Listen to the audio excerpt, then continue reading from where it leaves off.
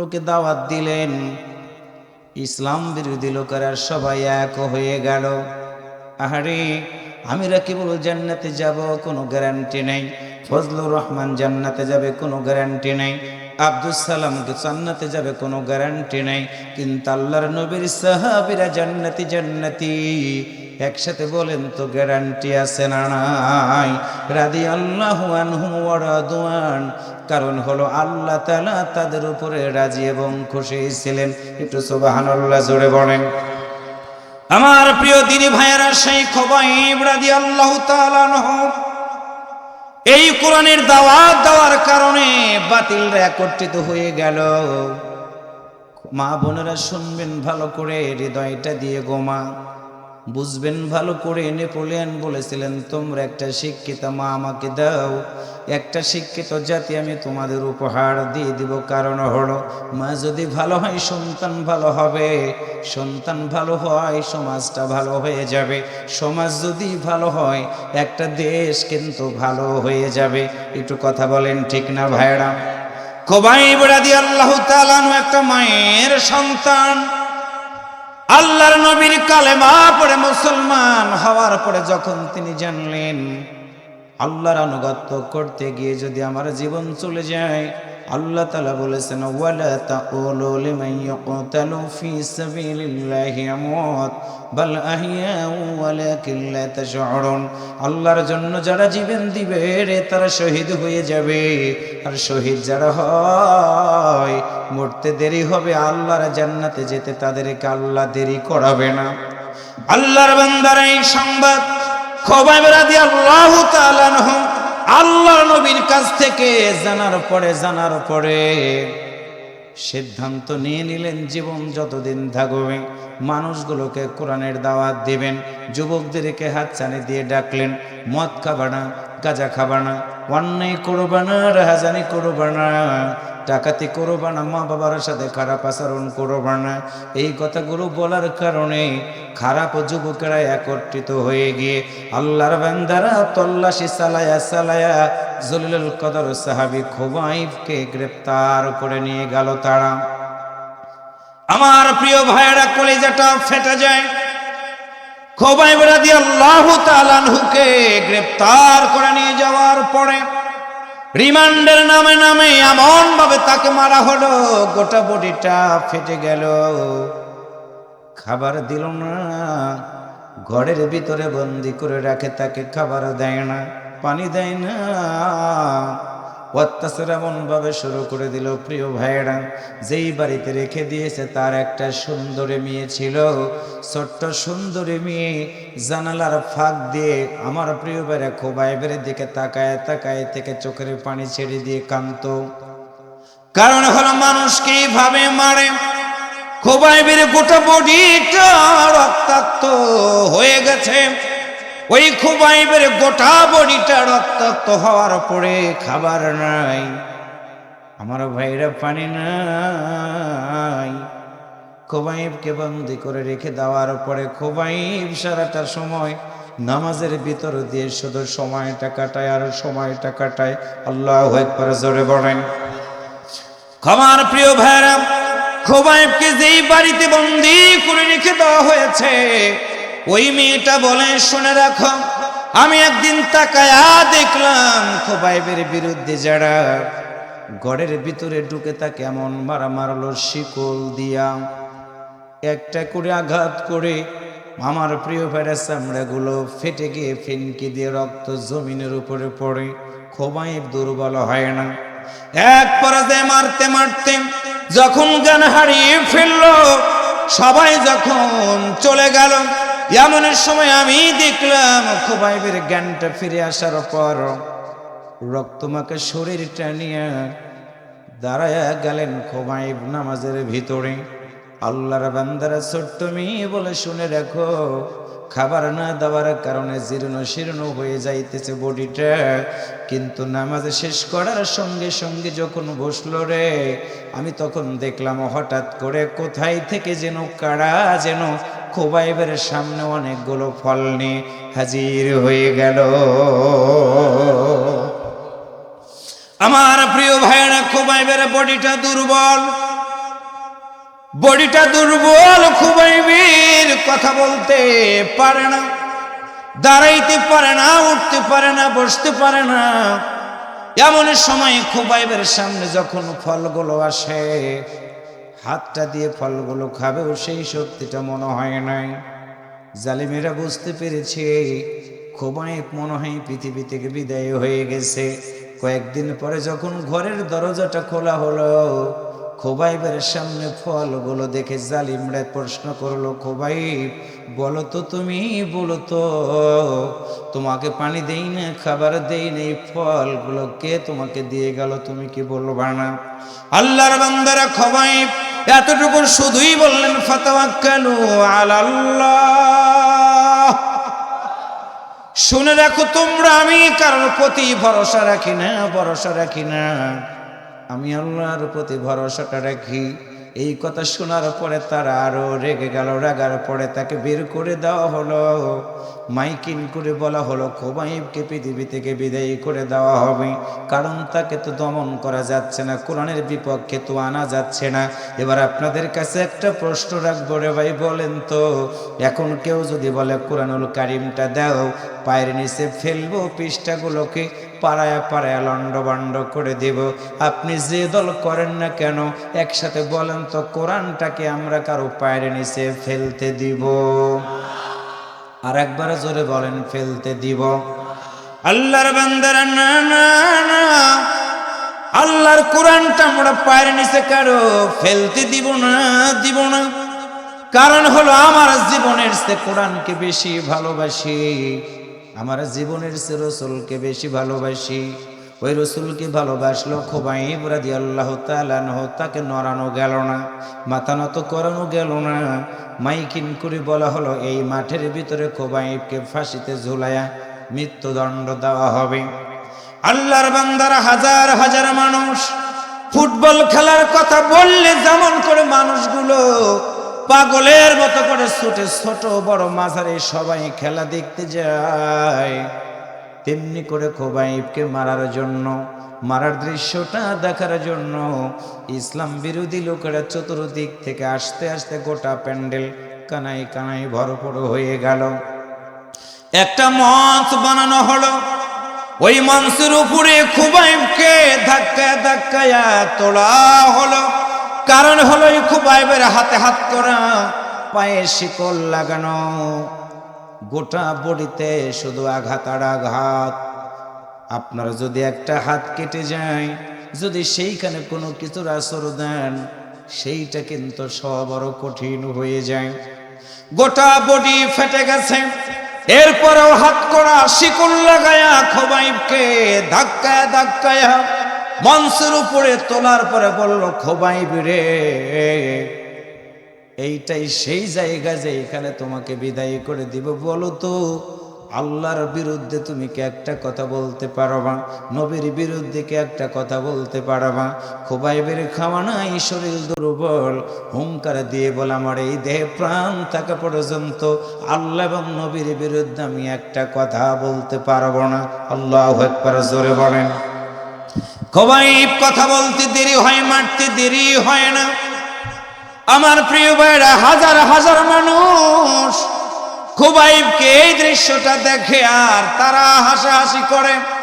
এমন সময় খুবাইবকে মঞ্চের উপরে উঠায়া দুইটা হাত এইরকম দুই দিক করে দেওয়া হলো। হাতের ভিতরে প্যারাক লাগানোর জন্য হাতটাকে টান করে পিছনে তক্তার সাথে হাতটাকে লাগায় দেওয়া হলো। আল্লাহর বান্দারা প্যারাক মারে, হাতুড়ি দিয়ে খুবাইবের হাতের ভিতরে প্যারাক ডাবায়। খুবাইবের শরীর থেকে, হাতের ভিতর থেকে রক্তগুলো ফোঁটা ফোঁটা নিচের দিকে পড়ে। হাতটা লেগে গেল, আর আবার হাতে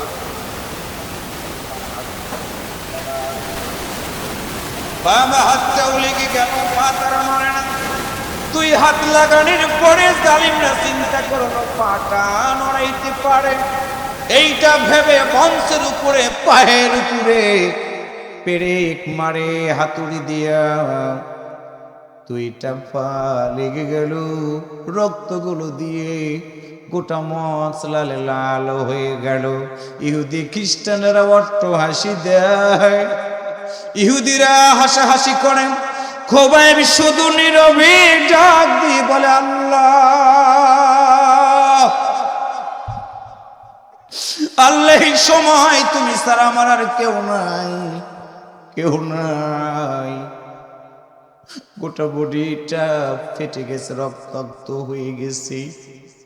দুইটা হাত লাগানো, দুইটা পা লাগানো। এমন সময় আমার প্রিয় ভাইরা খোবাইবের সামনে ধারালো তরবারি এনে বুকের সাথে একটা করে টান দেয়, আবার বাম দিকে টান দেয়। রক্তগুলো ফেনকে দিয়ে গড়িয়ে গড়িয়ে জমিনের উপরে পড়ে গোটা বডিটা মন সহ লাল হয়ে যায়। শুধু আঘাত করে না, ডাক দিয়ে বলে, তোমরা কারা রে? একটু কি লবণ পাইবা না? একটু কি শুকনা মরিচ পাবা না? আমার প্রিয় ভাইরা দুই হাত বাঁধা, পেরেক লাগানো, দুই পা বাঁধা, পেরেক লাগানো। গোটা বডিতে একটা করে তরবারি দিয়ে আঁচড় দেয়, ফিনকে দিয়ে রক্তগুলো গড়িয়ে পড়ে সেইখানে শুকনা মরিচের গুঁড়া লাগায়। কাটা কবুতরের মতো করে খোবাইবের গোটা বডিটা মনে হয় শুধু নড়াচড়া করে, একটা কথা বলে না। তোমাদের কাছে প্রাণ ভিক্ষা চাই, কোনো কথা বলে না, কোনো কথা বলে না, শুধু নীরবে ডাক দিয়ে বলে, ওগো আমার আল্লাহ।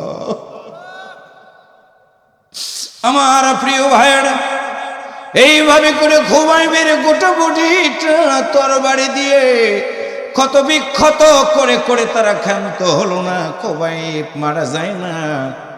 শেষবারের মতো বলল, খোবাইব রে বলো, তোমাকে এখন একটা প্রস্তাব দিয়ে দিব, তোমাকে এখান থেকে ছেড়ে দিব। বিনিময়ে তুমি যদি আল্লাহর নবীর বিরুদ্ধে একটা গালি দিতে পারো, খোবাইব রে তোমাকে এখান থেকে ছেড়ে দিয়ে আব্দুল্লাহর বেটা মোহাম্মদকে এনে এইখানে যদি বেঁধে ফেলে দেই, তুমি যদি তার বিরুদ্ধে একটা কথা বলতে পারো, তোমাকে আমরা ছেড়ে দিব। আল্লাহর বান্দারা শুনে রেখো রে। খোবাইব চিৎকার করে বলে, না না, আমি খোবাইব একবার নয়, দুইবার নয়, 100 বার মরে যেতে রাজি আছি রে, কিন্তু আমার নবীর গায়ে একটা ফুলের টোকাও লাগাবা, এইটা আমি খোবাইব সইতে পারবো না। আল্লাহর বান্দারা, ইমানদারকে দমানো গেল না, দমানো গেল না। এবার সিদ্ধান্ত নিল খোবাইবকে দুনিয়া থেকে বিদায় করে দিবে। শেষবারের মতো প্রস্তাব দিল, খোবাইব বলো, তোমার জীবন এখনই নিভিয়ে দিয়ে মাটির ভিতরে রেখে দিব, বলো তোমার জীবনের কোনো আশা আছে কিনা। খোবাইব চিন্তা করে দেখলো, মায়ের কথা মনে করলে মাকে আমি এখন আর একটা বারের জন্য পাবো না।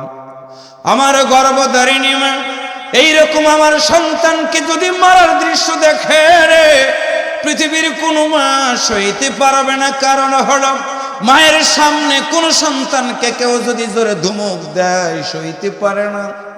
এই দৃশ্য খোবাইব বলেন, আমার মা সইতে পারবে না, বাবাকেও ডাকবো না। বললেন, তোমরা শুনে রাখো, আমাকে যেহেতু মারবা, একটা শুধু অনুরোধ, মারার আগে তোমরা কি আমাকে 2 রাকাত নামাজ পড়ার সুযোগ করে দিবে না? আল্লাহু আকবার জোরে বলেন, আর একটু আওয়াজ করে বলেন। খোবাইবকে নামাজ পড়ার অনুমতি দেওয়া হলো। আল্লাহর বান্দারা কি হৃদয় বিদারক, আবার হাতের ভিতর থেকে পেরেকগুলো বের করা হলো। আমার প্রিয় ভাইরা, পেরেক লাগানোর সময় একটা কষ্ট, আবার বের করার সময়।